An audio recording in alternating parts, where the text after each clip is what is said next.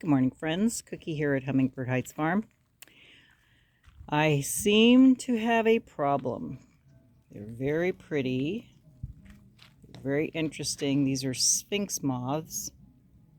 They're eating. They're like a hummingbird moth. They eat into my yellow bells. They're getting nectar.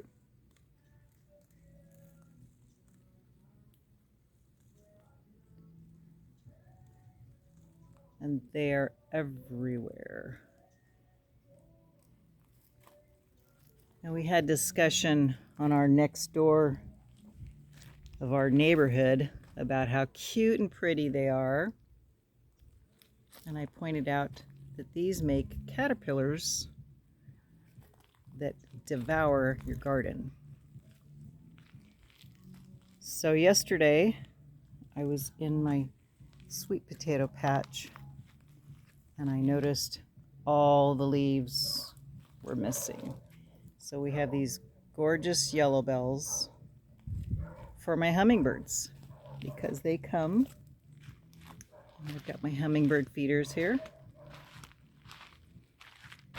So my problem, they have to lay eggs. So this is what happens. I went and harvested all of these little bad boys. And these are their caterpillar larvae. I'm saving these for somebody's I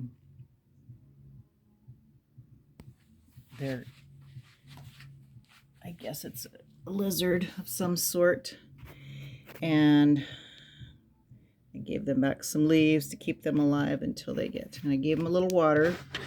They're not moving a lot, but it is warm and humid, but they had eaten through all of their leaves, so I threw in some fresh leaves, and you can see this guy's attached.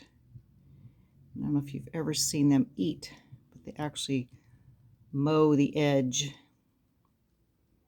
I don't know if he's going to perform for you or not, but I was watching them eat yesterday. They devour the leaves down to nothing. And sweet potatoes have plenty of extra leaves. I actually cut off some runners because they were taking over. But this is what, let's walk over there. It's a nice cooler day today. I did trim some off, but my upper garden, I put sweet potatoes, and between them and the grasshoppers will eat little edges off or make holes in them. But they have literally mowed. This was hanging out. You could barely walk in here, and I harvested all of those caterpillars off there to save for our friends. But this was so much fuller.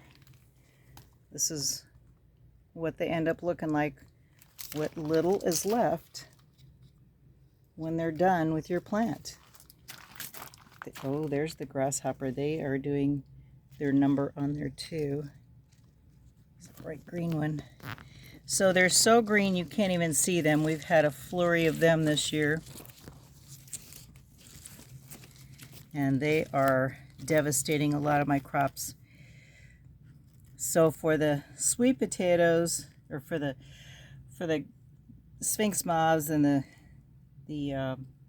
tomato hornworms, you can give them a treatment, a spray of BT, and it is something that just will give them a stomach ache. They die. So they can't eat anymore. Now they're not bothering my other plants. They have specific plants, and it's pretty much the Nightshade family. They like tomatoes, sweet potatoes, potatoes themselves, and eggplant. So anything like that. Notice all these beautiful, gorgeous green leaves from my berry plants, and they're all intertwining in here. It's crazy. And this one is a really nice grape, not bothering it. I've got my avocado tree, another nice berry plant, and I'm going to have to get these out going in the garden soon. The bottom line is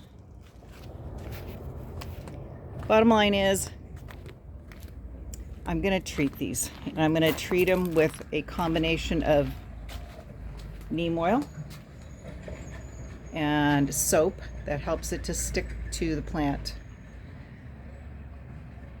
And then I will put in the BT.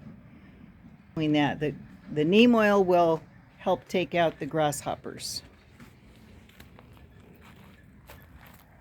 and the BT will affect the caterpillars. It's the powder. And there are so many of these out, so many. They're pretty. I wish they were hummingbirds and not these Sphinx moths. They're crazy, and I know exactly what's going to happen. There was no new caterpillars today. I don't know how many days, but I'm going to have to get that spray on so that they are not surviving.